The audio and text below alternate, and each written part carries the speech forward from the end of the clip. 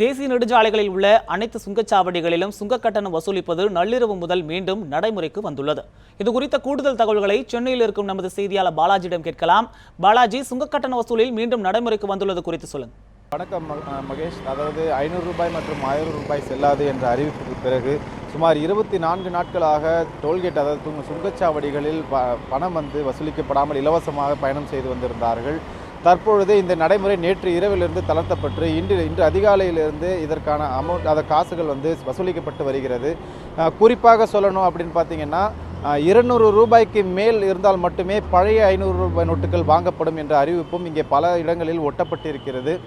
அது மட்டுமின்றி 1000 ரூபாய் நோட்டுகள் செல்லாது என்றும் சுங்கச்சாவடி அதிகாரிகள் தெரிவித்திருக்கிறார்கள். 200 ரூபாய்க்கு அதிகமான அமௌண்ட் இருந்தால் மட்டும்தான் 500 ரூபாய் மாற்றப்படும் என்று சொல்லியிருப்பதற்கு காரணம், அதாவது சில்லறை தட்டுப்பாடு என்பது இங்கே இருக்கிறதுனால தான் 200 ரூபாய்க்கு மேலே இருக்கணும் அப்படிங்கிற ஒரு கட்டுப்பாடு விதிச்சிருக்கிறதா சொல்லியிருக்காங்க. அது மட்டும் இல்லாமல் ஸ்வைப் முறையில் அமௌண்ட் வாங்குறதுக்கான ஏற்பாடுகளும் செய்யப்பட்டிருப்பதாக அவர்கள் சொல்லியிருக்காங்க. ஆனால் தற்போது சமயம் வரை கார்களுக்கு மட்டும் வாங்குறதில்ல. கார்கள் 40 ரூபாயிலிருந்து 100 ரூபாய் வரைக்கும் தான் ஆகுது அப்படின்றதுனால, காரில் வருபவர்களுக்கு 100 ரூபாய் ஆகுதுன்றதுனால 500 ரூபாய் வாங்குறதில்லைன்ற மாதிரி சொல்லியிருக்காங்க. அது மட்டும் இல்லாமல் ஹெவி வெஹிக்கிள் மற்றும் கண்டெய்னர் ட்ராக்ஸ் இந்த மாதிரியான லாரிகளுக்கு 360 ரூபாய், அதாவது நான் இப்போ இருக்கிறது சென்னைன்றதுனால இந்த சோழிங்கநல்லூர் பகுதியில் ஒரு நாளுக்கு சென்று வருவதற்கு 350 ரூபாய் ஒரு ரகமும் 580 ரூபாய் ஒரு ரகமும் இங்கே வைக்கப்பட்டிருக்கிறது. இந்த குறிப்பிட்ட இந்த கட்டணத்தை நீங்கள் செலுத்திட்டீங்கன்னா கண்டெய்னர் லாரியாகட்டும் ட்ரக் ஆகட்டும் ஒரு நாள் முழுவதும் 24 மணி நேரத்திற்கு சென்று வருவதற்கான ஒரு வாய்ப்பு இங்கே இருக்கிறது இந்த டோல்கேட் வழியாக. இதே மற்ற இடங்களுக்கு அதாவது செங்கல்பட்டு இந்த மாதிரி பகுதிகளில் கட்டணம் அதிகரிக்கிறதுக்கான வாய்ப்புகள் இருக்குது. அங்கே 500 ரூபாய் நோட்டுகள் செல்லும். ஆனால் 200 ரூபாய்க்கு மேல் இருந்தால் மட்டுமே இந்த 500 ரூபாய் நோட்டுகள் வாங்கப்படும் என்று டோல்கேட் அதிகாரிகள் தெரிவித்திருக்கிறார்கள். மகேஷ். பாலாஜி, இணைப்பிலேயே காத்திருங்கள். அடுத்ததாக சேலத்திலிருந்து நமது செய்தியாளர் ரியாஸ் காத்திருக்கிறார். அவரிடம் கேட்கலாம். தேசிய நெடுஞ்சாலைகளில் உள்ள அனைத்து சுங்கச்சாவடிகளிலும் சுங்க கட்டண வசூல் நள்ளிரவு முதல் மீண்டும் நடைமுறைக்கு வந்திருக்கிறது. ரியாஸ், சுங்கச்சாவடிகளில் மீண்டும் கட்டணம் வசூலிக்கப்படுவது குறித்து சொல்லுங்க. வாகன ஓட்டிகள் எதிர்கொள்ளும் சிரமங்கள் எவ்வாறு இருக்கிறது? வணக்கம் மகேஷ். அதாவது மத்திய அரசு இந்த சுங்கச்சாவடிகளில் மீண்டும் நள்ளிரவு முதல் கட்டணம் வசூலிக்கப்படும் சொல்லி அறிவிப்பதை தொடர்ந்து சேலத்தில் இருக்கிற 4 சுங்கச்சாவடிகளும் தற்போது கட்டணம் வசூலிக்கப்பட்டு வருகிறது. குறிப்பாக நான் இப்போ நின்றுட்டு இருக்கிறது ஓமலூரில் இருக்கிற இந்த சுங்கச்சாவடி. தற்போது இந்த சுங்கச்சாவடியில் இங்கு வரும் வாகனங்கள் அனைத்துமே சுங்க கட்டணம் மூலம், அதாவது கட்டணம் வசூலிக்கப்பட்டே இப்போ வண்டிகள் அனுப்பப்பட்டு வருகிறது. குறிப்பாக இந்த சுங்கச்சாவடி மூலமாக நாள் ஒன்றுக்கு சுமார் 10,000க்கும் மேற்பட்ட வாகனங்கள் சென்றுட்டு இருக்கு.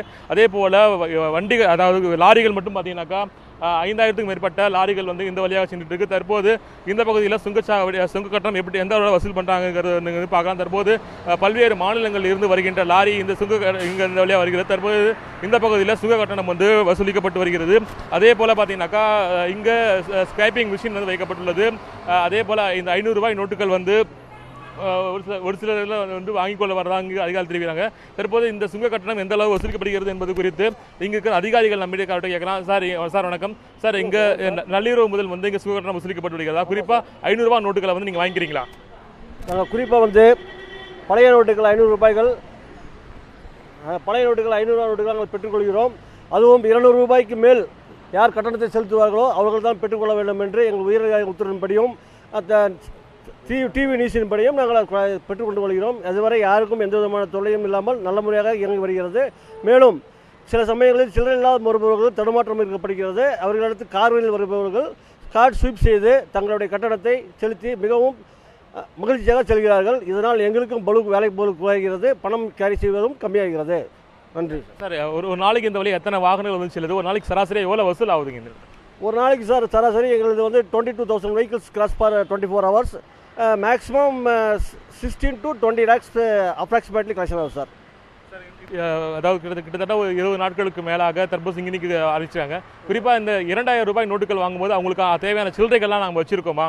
அவங்களுக்கு ஏதாவது சிரமங்கள் ஏற்படும் எப்படி பார்த்துருக்கீங்க? இது மாதிரி 2,000 ரூபாய் கொடுக்குறவங்க மேக்ஸிமம் சார் அவங்க ஏடிஎம் கார்டை வச்சிருப்பவர்கள் தான் 2,000 ரூபாய் நோட்டு வைத்து கொண்டு இருக்கிறார்கள். அவர்களிடத்தில் நான் ரிக்வஸ்ட் கேட்டிருந்தால் அவர்கள் கார்டை கொடுத்து கார்டின் மூலம் பணம் செலுத்துகிறார்கள்.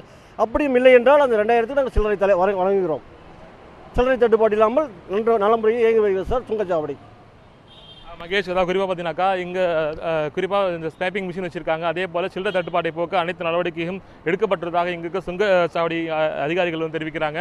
அதாவது சேலத்தை பொறுத்த வரைக்கும் 4 சுங்கச்சாவடிகள் வந்து இயங்கி வருகிறது. குறிப்பாக பார்த்தீங்கன்னாக்கா சேலம் ஓமலூர் சுங்கச்சாவடி, அதே போல் மேட்டுப்பட்டியில் இருக்கிற ஒரு சுங்கச்சாவடி, அதாவது சேலம் டு சென்னை சுங்கச்சாவடி, அதே போல் வந்து சேலம் சங்ககிரியில் சேலம் டு கோவையில் இருக்கிற கோவை சாலை செல்லுகிட்ட அங்கே ஒரு சுங்கச்சாவடி வந்து இயங்கி வந்துட்டு இருக்கு. அதே போல் தொப்பூர் பகுதி, சேலத்திலிருந்து பெங்களூர் செல்லக்கூடிய தொப்பூர் பகுதியிலிருந்து மொத்தம் 4 சுங்கச்சாவடிகள் வந்து இயங்கி வந்துட்டு இருக்கு.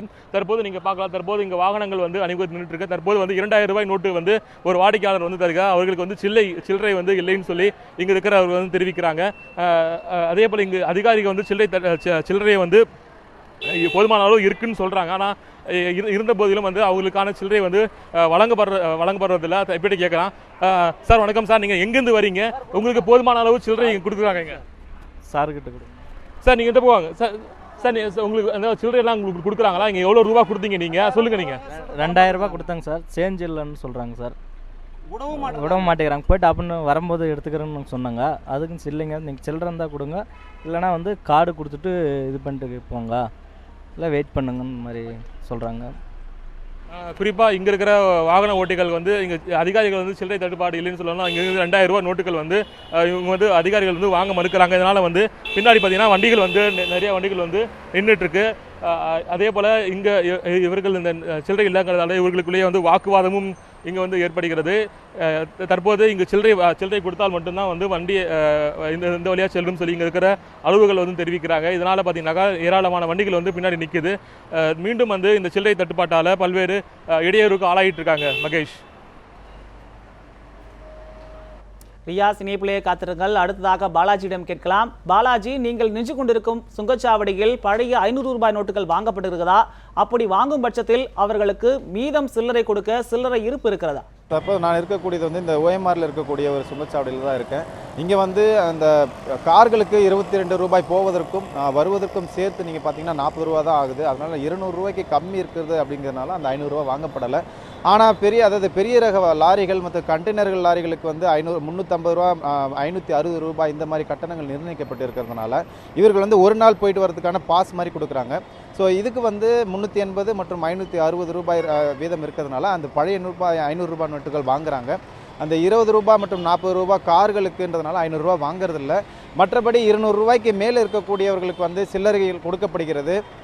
இதற்கு முன்பாக நம்ம அந்த அதிகாரிகள்கிட்ட பேசுகிறப்போ அவங்க ஒரு குழப்பமான நிலை இருந்ததாக சொல்லியிருந்தாங்க.